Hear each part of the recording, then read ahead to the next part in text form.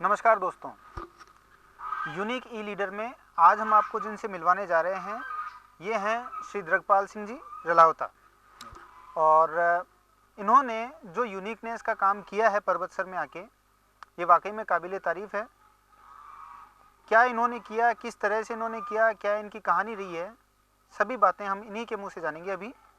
नमस्कार सर। नमस्कार, बहुत बहुत स्वागत है आपका। थैंक यू सर, स्कूलिंग जो है अपने आप में इतना विस्तृत कंसेप्ट है, और जिस तरह की स्कूलिंग आपने चालू की है ये याद दिलाती है हमारे देश में जो गुरुकुल का सिस्टम चलता है। बिल्कुल सर।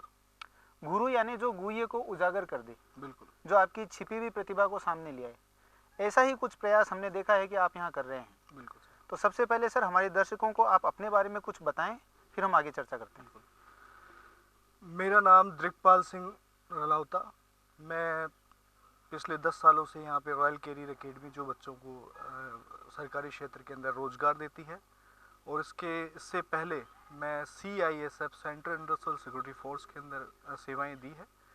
विभिन्न सरकारी प्रतिष्ठान, एयरपोर्ट, सी पोर्ट्स, इसरो, और मुख्यमंत्री, प्रधानमंत्री जो वर्तमान अभी हमारे हैं नरेंद्र मोदी, जब वो तत्कालीन मुख्यमंत्री हुआ करते थे तो उनका पर्सनल सिक्योरिटी ऑफिसर भी रहने का मौका मिला, और ट्रेनिंग सेंटर में भी कुछ समय मिला, जिससे मुझे ये मिला देखने के लिए कि जो नॉर्मली बच्चे Indian army, air force, navy, defences के लिए तैयारी करते हैं, होता यूँ है कि करने का प्रयास सारा करते हैं, कोशिश सारी करते हैं, बट कहीं ना कहीं जाके विफल हो जाते हैं। कारण एक ही होता है, सही तरीके से तैयारी करने नहीं करना, ये इनका होता है। तो इस मॉडल को एक लेके आए हैं यहाँ पे, और पिछले 10 सालों से हजारों बच्चे यहाँ से सक्सेस होके गए हैं। ये हमारा एक छोटा सा प्रयास है, और ये परिचय है रॉयल कैरियर एकेडमी जो आपके सामने है। नेक्स्ट जो हम प्रयास कर रहे हैं वो रॉयल सैनिक एंड स्पोर्ट्स स्कूल।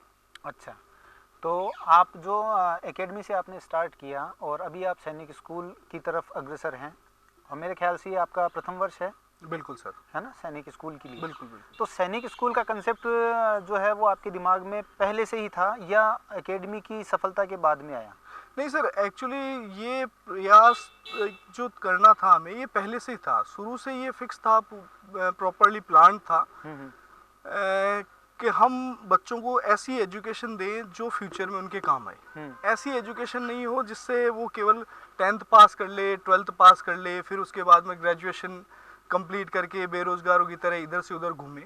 तो हमारा एक कॉन्सेप्ट पहले से ही था कि बच्चों को इस हिसाब से तैयार किया जाए कि उसे रोजगार मिले, गवर्नमेंट जॉब मिले, प्राइवेट सेक्टर में भी जाता है तो बेहतर करके जाए, और एजुकेशन ऐसी मिले कि केवल पास होने के लिए बच्चा नहीं पढ़े, केवल पास नहीं होना, उसे पास होने के बाद जीवन कैसे यापन करना है, जिसके अंदर कितना वो ईमानदारी से पढ़ सके। तो कॉन्सेप्ट तो पहले से ही सोचा हुआ था, पहले से ही विचार था, बस इम्प्लीमेंट अब कर रहे हैं। अच्छा, इसकी क्या कुछ विशेषताएं हैं सैनिक स्कूल की, या सैनिक स्कूल आपकी दृष्टि में अभी क्यों कंपलसरी हो गया है?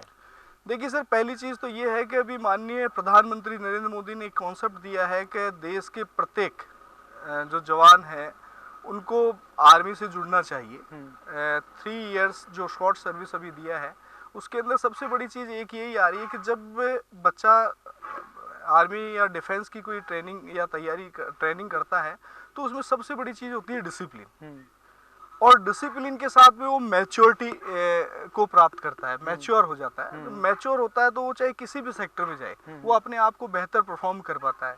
क्योंकि फोर्सेस के अंदर होने को तो खैर एक रोजगार ही नहीं है, उसके अंदर बहुत सी ऐसी चीज़ें हैं जो जब फोर्सेस में उस दौर से गुजरता है बच्चा, तब उसे समझ में आता है यस डिसिप्लिन लाइफ क्या होती है, ज़िंदगी में अनुशासन क्या है। तो ये कॉन्सेप्ट है सर। आपके कहने का तात्पर्य यह है कि यदि बच्चे ने सैनिक स्कूल के अंदर में एडमिशन ले लिया है तो उसके जीवन के जो बाकी के हिस्से हैं वो भी उसके प्रभावित होंगे एक अच्छे तरीके से, कि भाई वो कुछ भी काम करे, लेकिन ये जो एक अनुशासन का जो उसका सिस्टम है और किस तरीके से वो अपनी प्रतिभा के ऊपर मेहनत करे और कैसे एक टारगेट को अचीव करे। बिल्कुल सर। अब हम भी यही प्रयास कर रहे हैं कि सर बच्चे नॉर्मली स्कूली एजुकेशन तो लेते ही हैं, स्कूली एजुकेशन तो यहाँ पे भी लेंगे, लेकिन स्कूली एजुकेशन के साथ में उस पर कुछ भी थोपा नहीं जाएगा। मान लीजिए बच्चा कुछ गेम्स में अच्छा खेल रहा है, अब गेम्स में भी कौन सा गेम्स, जैसे उसके एटमॉस्फेयर में या वातावरण में होता है कि शूटिंग कर रहा है या फुटबॉल खेल रहा है, क्रिकेट खेल रहा है, लेकिन लगता है कि वो किस फील्ड के अंदर अच्छा कर पाता है, उस प्रतिभा को यहाँ पे तराशा जाएगा। यहाँ पे हमने 20 प्रकार के गेम्स लिए हैं। अच्छा। जिसमें बच्चा गॉड गिफ्टेड किस में है और बच्चे के अंदर एक नेचुरलिटी किस गेम्स के लिए। मान लीजिए एक बच्चा शूटिंग में जाना चाहता है बट उसके हाथ वाइब्रेट करते हैं तो वो कितना भी अच्छा कर ले वो कर नहीं पाएगा। सही बात है। मान लीजिए कोई बच्चा है और बहुत अच्छा स्विमर है, बनना चाहता है बट स्विमर जैसा उसमें कुछ है नहीं तो कर नहीं पाएगा। तो हम उसको सजेस्ट करेंगे कि आपके अंदर भगवान ने गॉड गिफ्ट ये दिया है और आप इस काम को बेहतर तरीके से कीजिए। इसके अलावा कॉम्पिटिशन्स की तैयारियां जो 6 स्टैंडर्ड से शुरू हो जाएगी और 12th तक पहुंचते पहुंचते बच्चे के अंदर एक ऑफिसर्स के गुण हम डेवलप कर देंगे जिससे बच्चा इंडियन आर्मी में जा सकता है, एयरफोर्स, नेवी, सिविल्स के अंदर भी जा सकता है।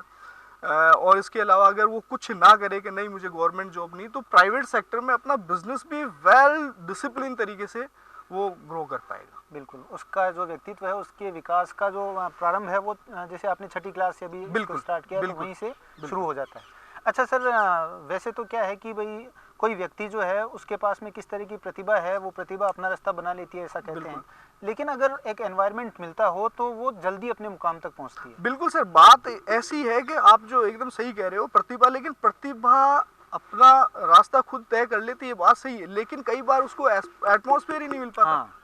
उसके लायक वो कुछ करना चाह रहा है लेकिन उसे गाइडेंस प्रॉपर्ली नहीं मिल पा रहा। जब प्रॉपर्ली गाइडेंस नहीं मिल पा रहा तो फिर तो मैं यही जानना चाह रहा था कि आपने यहाँ जैसे मैं देख पा रहा हूँ इतना खूबसूरत आपका कैंपस है, बहुत मेहनत आपकी लगी होगी इसमें, और कभी आप हमें एक बार बुलाएं वापस। बिल्कुल कि हम जो हम देख पा रहे हैं वो हम जनता को भी दिखाएं कि भाई किस तरह का किस स्तर का काम हमारे पर्वत सर में आप लोगों ने आके किया है। बिल्कुल बिल्कुल सर। तो मैं ये जानना चाह रहा था कि अभी आप हमें लेकिन वर्बली ये जरूर बताएं कि यहाँ पे कौन कौन सी सुविधाएं आपने अभी तक बच्चों के लिए कर रखी है। देखिए सर, यहाँ पे मस्ट तो स्कूली एजुकेशन 6 to 12 हमने एक सिलेबस ऐसा तैयार किया है जिसके अंदर हिंदी और इंग्लिश मीडियम दोनों है। और इसके साथ में स्कूली एजुकेशन के साथ में हम कुछ जोड़ रहे हैं, जैसे अभी एक नेट वगैरह पे देखते हैं कोडिंग क्या है, बच्चे का ब्रेन कैसे गेन करना है। इसके अलावा कुछ सब्जेक्ट ऐसे जैसे रीजनिंग, ठीक है, नॉर्मली हमारे पास में 10+2 करके जो बच्चे आते हैं वो 0-0-0 होते हैं, कॉम्पिटिशन्स के बारे में जानते नहीं है। तो ये तैयारी 6 स्टैंडर्ड से शुरू हो जाएगी। फिर बच्चे के अंदर क्या प्रतिभा है उस बच्चे को उस तरफ ही डाइवर्ट किया जाएगा, न कि एक सपोज कीजिए बच्चा 10 पास करता है, बस उसका एक फिक्स टारगेट टीचर्स के द्वारा या पेरेंट्स के द्वारा थोप दिया जाता है।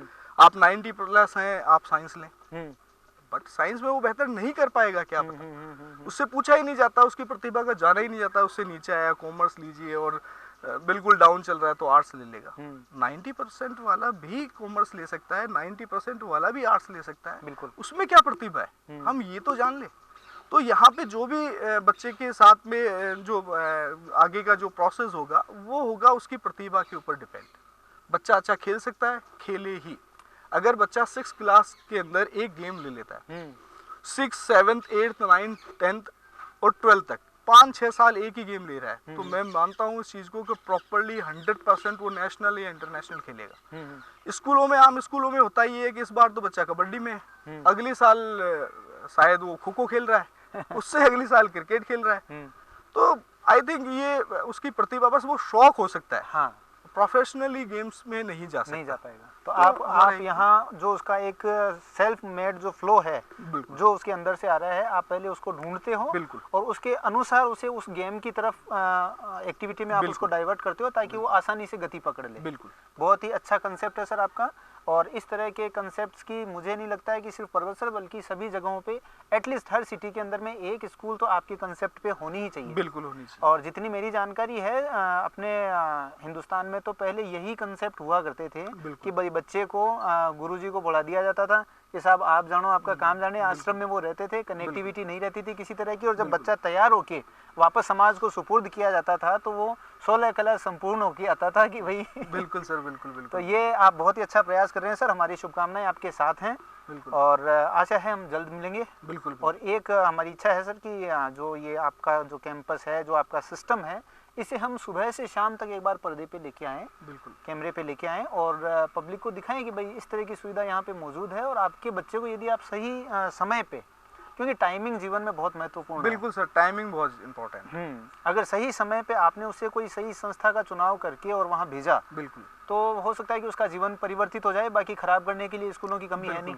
बिल्कुल सर, बिल्कुल। आज के टाइम में केवल एक मैं और बात कहना चाहूँगा, बच्चों को केवल और केवल अंकों के ऊपर ध्यान दिया जा रहा है। 90+, 92, बस अब एक रट्टू बनाया जा रहा है, किताबी कीड़े टाइप। अगर उस सिलेबस से हट के उस बच्चे से कुछ भी पूछ लिया जाए तो आई थिंक वो 0-0-0 होता है।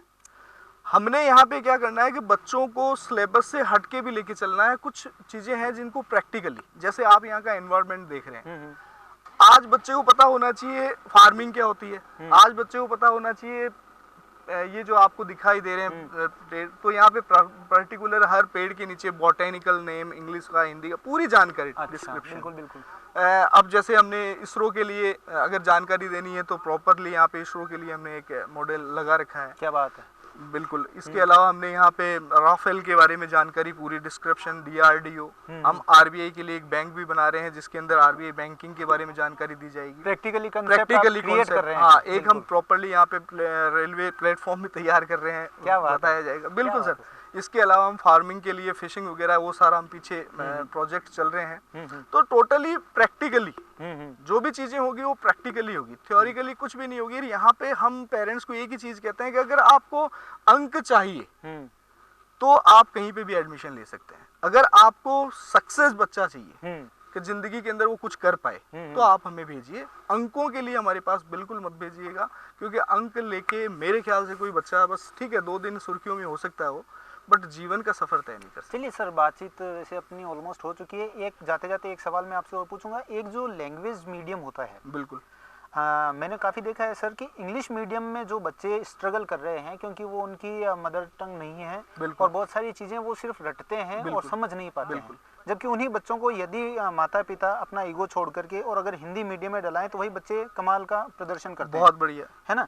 तो यहाँ पे आपके क्या विचार हैं? ये जो लैंग्वेज का जो एक अपने बना रखा है कि साहब इंग्लिश मीन्स बहुत ही हायर लेवल पे चला गया और हिंदी मतलब एकदम उसका कोई स्तर ही नहीं बचा। बिल्कुल। ये जो भावना है, इसके बारे में आप क्या कहेंगे? देखिए सर, इसके भावना, इस में मेरी एक निजी राय है कि आज तक गांव छोड़िए, देश छोड़िए, पूरे विश्व पटल पे जाइए, जिस देश ने अपनी संस्कृति, अपनी लैंग्वेज को रखा है, वो आज विकसित राष्ट्रों की श्रेणी में है। जिन्होंने इधर उधर से अरेंजमेंट करके लैंग्वेजेस से काम चलाया है, दूसरों की संस्कृतियों का अनुसरण किया है, वो विकासशील ही हैं और रहेंगे। उदाहरण के लिए चाइना, आपको समझना है तो ठीक है, मैं तो चाइनीज में ही बोलूंगा।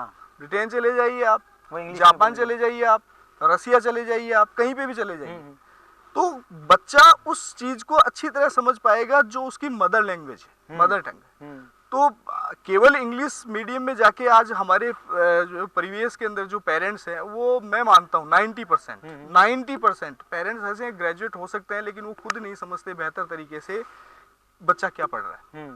बच्चा क्या पढ़ रहा है, बच्चा जो भी पढ़ रहा है बस पढ़ रहा है। बच्चे पे प्रेशर होता है, मुझे पास होना है, और पास होने के लिए मुझे पूरे चैप्टर के लास्ट में जो ये 5 क्वेश्चंस है, ये मुझे कैसे रटने हैं, समझने हैं। बिल्कुल। सर, मैं भी हिंदी मीडियम का बच्चा रहा हूँ। आज मुझसे आप मेरे कॉन्सेप्ट, मेरे जो सिलेबस का आज पूछ लीजिए, चाहे आप नमक का दरोगा, अभी भी चैप्टर मुझे याद है, मुंशी प्रेमचंद की कहानियां, या हमारी संस्कृति से जो भी चीजें रिलेटेड थी, हमने, हो सकता है हमारे अंक कम आए हों, लेकिन हम उन कॉन्सेप्ट से बिल्कुल क्लियर हैं। और आज इंग्लिश मीडियम के किसी भी बच्चे को आप उठा लीजिए, 10th का हो चाहे 12th का हो, 5 क्वेश्चन तो जरूर उसको याद होंगे एंड वाले, लेकिन कॉन्सेप्ट क्लियर नहीं होगा। छठा पूछ लो तो नहीं होगा। कॉन्सेप्ट क्लियर करने के लिए आपको उसकी मदर लैंग्वेज जरूरी है, बहुत ज्यादा जरूरी है। ये हमेशा इंग्लिश एक एडिशनल लैंग्वेज रहनी चाहिए, बिल्कुल, कंपलसरी लैंग्वेज नहीं रहनी। नई शिक्षा नीति के अंदर यही दिया गया है कि इंग्लिश केवल एडिशनल सब्जेक्ट है, आपका कंपलसरी सब्जेक्ट नहीं है। आप कंपलसरी इंग्लिश मीडियम में नहीं जा सकते। तो ये बहुत अच्छी चीज है और ऐसा होना भी चाहिए। अगर आप किसी चीज को समझ पाओगे तो मेरे ख्याल से राजस्थान कल्चर है तो राजस्थान बेहतर समझ पाओगे आप। और अगर आप इंग्लिश मीडियम में जाके राजस्थान का ट्रांसलेट करोगे तो आई थिंक वो कनेक्ट ही नहीं बनेगा, कनेक्टिविटी बिल्कुल कनेक्ट नहीं हो पाएगा। तो बहुत बहुत धन्यवाद सर, आपसे बातचीत करके बहुत अच्छा लगा। Thank you. और सभी दर्शकों को हमारी ये बातचीत पसंद आई होगी, आशा है। यदि आप इस तरह की और इंटरव्यूज़ देखना चाहते हैं, इस तरह की और बातचीत देखना चाहते हैं, तो हमारे चैनल को सब्सक्राइब करें, लाइक का बटन दबाएं, जिससे हमें ये पता चले कि हम सही दिशा में चल रहे हैं कि नहीं। यदि कोई सुझाव हो तो वो भी हमें अवश्य बताएं। धन्यवाद।